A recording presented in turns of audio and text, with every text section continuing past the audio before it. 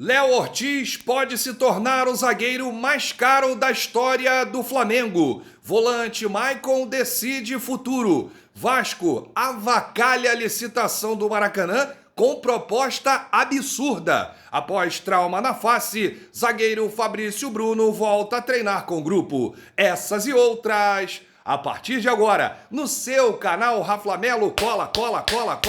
Cola esse dedo no like, ajude muito o nosso canal, continue compartilhando os nossos conteúdos. Se você ainda não é inscrito, aqui embaixo tem um botão, é muito importante a sua inscrição para o crescimento do canal. Não se esqueça sempre de ativar o sininho para receber todos os nossos vídeos. Raflamelo 81 nossas redes, vem comigo, assiste até o final, não pule esse esquema parte, porque tem muita informação do rubro-negro mais querido do Brasil e do mundo. Uma excelente quarta-feira para você e para toda a sua família. A gente já começa com uma boa notícia. O zagueiro Fabrício Bruno treinou ontem com o grupo. O atleta foi poupado da atividade de segunda-feira por conta de uma fratura no nariz no último confronto, mas retornou ontem. Já Gabigol e Wesley, que se recuperam de lesões musculares, não participaram da atividade com o grupo, mas fizeram ali um trabalho separado, um trabalho específico. Então a tendência é que esses jogadores, durante a semana,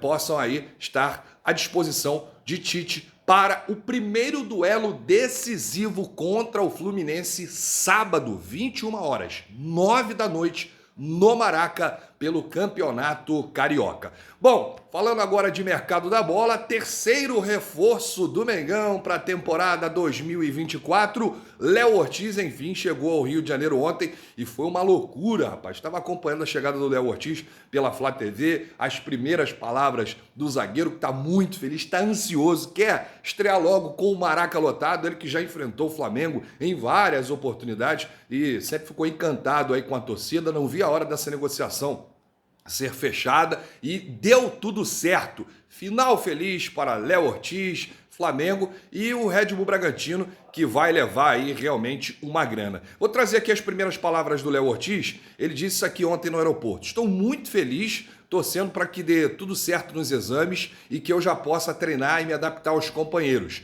Conhecer todo mundo, conhecer o CT, que eu já ouvi falar que é sensacional. Estou muito ansioso e feliz com essa chegada. Inclusive, o Flamengo ficou de anunciar o atleta após a realização dos exames. Então, a qualquer momento, o Flamengo vai anunciar a contratação do Léo Ortiz. O zagueiro de 28 anos, ele poderá aí entrar para a história do Clube de Regatas do Flamengo, não só em campo, mas fora dele, Porque ele pode entrar aí no hall das grandes contratações rubro-negras. É verdade. Ele foi comprado por 7 milhões de euros, 37 milhões e 600 mil reais na cotação atual. Léo Ortiz ele já é o terceiro zagueiro mais caro da história do clube. E se o Flamengo conquistar títulos, o clube terá que pagar mais 1 milhão de euros ao Red Bull Bragantino, cerca de 5 milhões e 300 mil reais de bônus. Com isso, o defensor custaria 43 milhões de reais e superaria os valores corrigidos de Léo Pereira e Gamarra. Por enquanto, o Gamarra foi o zagueiro mais caro da história do Flamengo. Lá na época, o Flamengo pagou 10 milhões de reais, só que os valores corrigidos até agora, daí 42 milhões e 500 mil reais. O Gamarra foi contratado em 2000.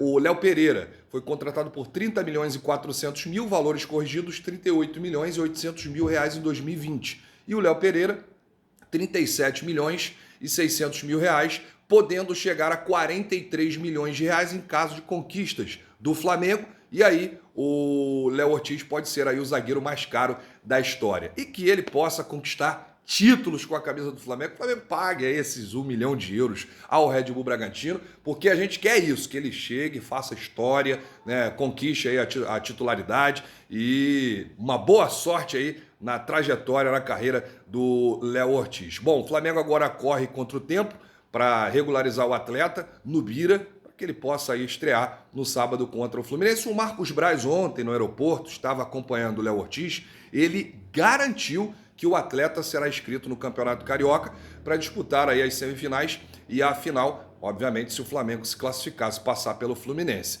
E aí o Braz disse, com certeza o Léo estará nas semifinais e nas finais do Carioca, disse o Marcos Braz à Flá TV. Deixa aí nos comentários qual a sua expectativa para ver aí o Léo Ortiz com a camisa do Flamengo. O Léo Ortiz que vem sendo nos últimos anos o melhor zagueiro do Brasil, né? Não só do futebol paulista. Isso aí, números, estatísticas, né? Através de aplicativos que fazem essa contagem, o Léo Ortiz realmente vem surpreendendo nas últimas temporadas. Bom, falar agora do Michael, ele fica no Corinthians.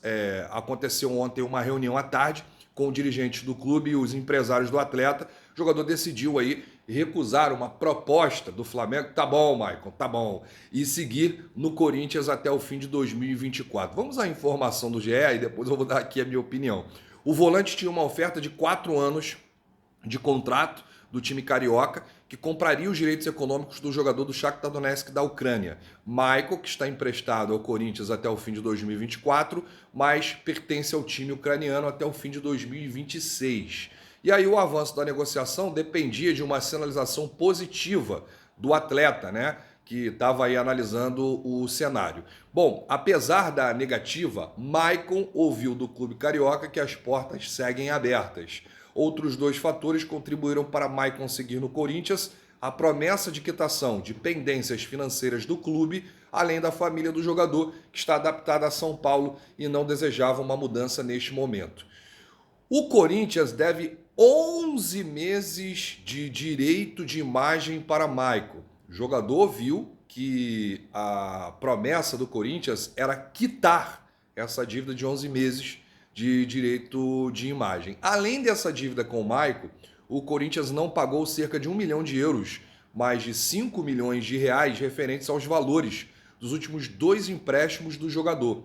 Com isso, o volante ampliou por mais um ano seu contrato no Shakhtar, agora válido até o fim de 2026. Bom, o Michael não quer voltar para a Ucrânia, ele quer continuar no futebol brasileiro. E segundo essa informação, dele ter recusado a proposta do Flamengo, primeiro que o Shakhtar não aceitou a proposta do Flamengo de 3 milhões de euros. Para o Michael aceitar, os ucranianos teriam que dar o aval, sinal positivo. Isso não aconteceu. O Flamengo fez essa proposta lá em fevereiro, né, no meado de fevereiro. E só veio à tona agora, só vazou agora. Inclusive, quem assistiu o nosso vídeo ontem já sabia que o Michael não seria contratado pelo Mengão. E eu listei aqui alguns motivos. O primeiro, o atleta não poderia entrar em campo na Copa do Brasil, porque já disputou um jogo pelo Corinthians. O segundo, uma alta rejeição da torcida. E o terceiro, um tempo muito curto para resolver toda a papelada. Então, no nosso vídeo de ontem, a gente já alertava que o Flamengo não iria contratar o Michael mesmo com um pedido do Tite. O Tite gosta do atleta e seria ali para compor o elenco, não seria para chegar e ser titular. E o Flamengo continua no mercado. Então, isso não foi nenhuma surpresa. Tem quem acredite que ele preferiu aí seguir no Corinthians, um clube muito endividado, inclusive com 11 meses de direito de imagem, 1 milhão de euros aí que o Corinthians não pagou pelos 2 empréstimos do atleta. Então, acredite quem quiser. O jogador preferir ficar num clube endividado e que não paga para um outro clube muito estruturado, que não atrasa salário há décadas, que disputa todos os títulos aí, né, que tem um excelente treinador, que tem um melhor elenco aí dos clubes brasileiros. Enfim, então, acredite quem quiser. Bom, a gente passa aqui para um outro assunto, porque esse é um assunto que vai se arrastar e muito sobre o Maracanã. E aí, nós tivemos uma novidade, porque os envelopes foram abertos. Os envelopes com as propostas dos outros clubes e empresas que querem aí entrar nessa licitação do Maracanã e tirar aí, expulsar Flamengo e Fluminense. O consórcio formado por Vasco e W Torre recorreu a uma estratégia absurda para tentar reduzir a desvantagem da dupla Fla-Flu na proposta técnica do edital de licitação do Maracanã, cujos envelopes foram abertos ontem. De acordo com o vice-presidente jurídico e geral do Flamengo, Rodrigo Dunchi, o representante do Flamengo, na abertura dos envelopes, o consórcio Maracanã para Todos propôs a realização de jogos de Santos e Brusque para tentar conseguir a pontuação máxima no número de jogos que corresponde por 35 dos 135 pontos da proposta técnica. É isso mesmo que você ouviu. O edital prevê 35 pontos para quem garantir 70 datas de jogos por ano, 25 para 55 partidas, 15 para 40 datas e 5 para 25 jogos, o número mínimo. O Flamengo anunciou que irá impugnar a proposta do Vasco, que vê como uma tentativa de má-fé para driblar o edital. Todo o princípio dessa licitação é para atender o estado do Rio, aos times do Rio. A gente entende que não vai passar por isso, porque não é de boa fé. Então, a gente entende que vai ser reprovado. Na hipótese que seria absurda, a gente vai impugnar, disse aí o Rodrigo Duns, vice-geral e jurídico do clube. O Santos não manda jogos no Maracanã desde a era Pelé. Já o Brusque tem uma torcida pequena, mesmo em casa, tendo média de 3 mil torcedores por partida na última vez que disputou a Série B. No atual Campeonato Carioca, o Maracanã registrou jogos deficitários, mesmo com mais de 40 mil torcedores. Além disso, o regulamento do Campeonato Brasileiro impõe limitações para a realização de partidas fora do local de sede dos times, de modo que o Vasco não poderia garantir a priori uma quantidade fixa de jogos do Santos e do Brusque no Maracanã, mesmo num cenário hipotético em que essas equipes desejassem realizar todos os seus jogos no estádio. Além da dupla Flamengo e Fluminense, o Vasco também foi aberto o envelope com a proposta técnica do consórcio que administra o Mané Garrincha. O grupo considera, caso venha essa licitação, Flamengo e Fluminense serão obrigados a firmar contrato com ele para poder jogar no estádio.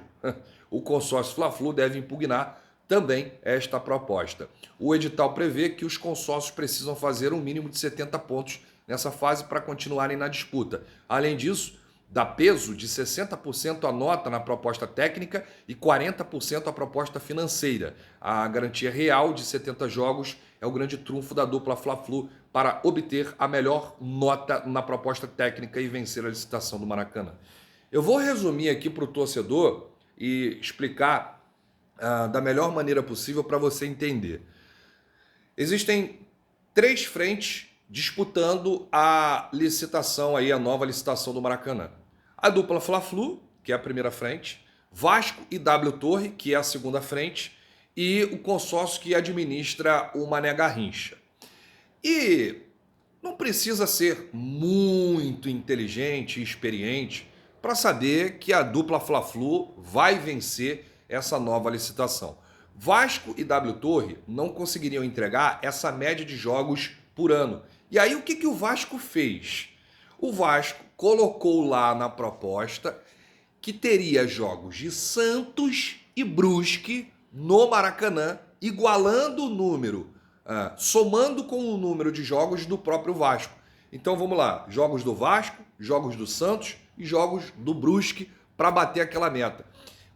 Quantos torcedores vocês acham que vai ter num jogo Brusque e qualquer um?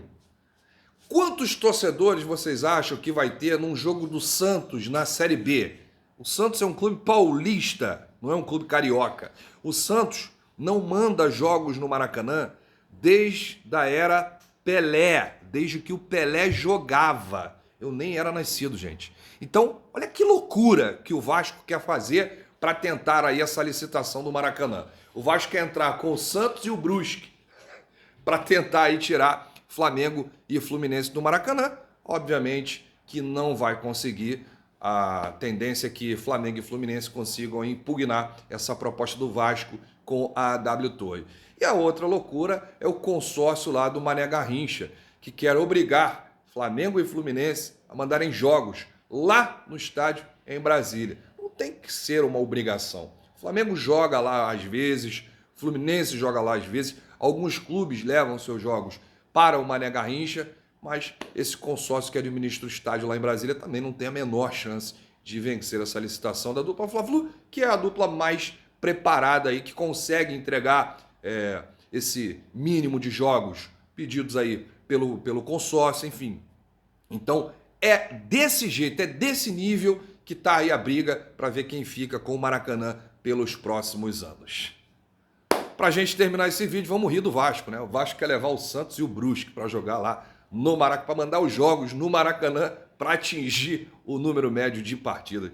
Ah, meu Deus. Alô, ô Vasco, jogar em São Januário, antes que eu esqueça. Bom, eu volto a qualquer momento com novidades do rubro-negro mais querido do Brasil e do mundo. Se você chegou até aqui, é muito importante seu like. Ajude mais os nossos vídeos, ajude mais o nosso canal. Não se esqueça sempre de ativar o sininho para receber todas as notificações. Segue a gente nas redes, Raflamelo81. Grande abraço, saudações, bate no peito e diz: isso aqui é Flamengo. Valeu!